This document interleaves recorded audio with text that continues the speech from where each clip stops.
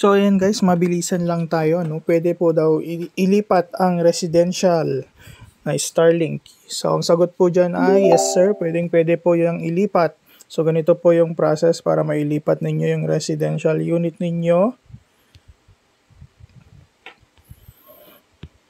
Go to the Starlink app, then i-click nyo po yung inyong account.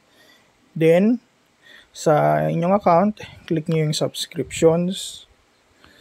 Then piliin ninyo kung madami kayong Starlink na nakatag doon, piliin ninyo kung aling Starlink unit ang ililipat ninyo. On my case, itong Gen 3. Then dito sa service location, i-click nyo. Then i-turn on lang ang inyong location. And then pwede na ninyong ilipat ang inyong address gamit ang 2 fingers. Pwede kayong gumamit ng Google Map para mas mabilis ninyong mahanap yung exact location ng paglalagyan ninyo. And then pag napili na ninyo, set service location. And mag-activate na yan mga ilang minutes lang. So mawawala ka sa service area mo, lalo na kung masyadong malayo, mga 20 km radius, mawawala yung yung signal niya.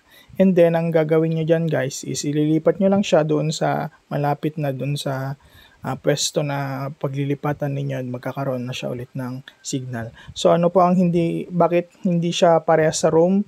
Kasi yung sa roam guys, kahit tumatakbo ka na naka-on yung unit mo, mayroong signal yan. Dito sa residential, pag na-detect niya na wala siya doon sa service address, wala siyang signal. Yun lang.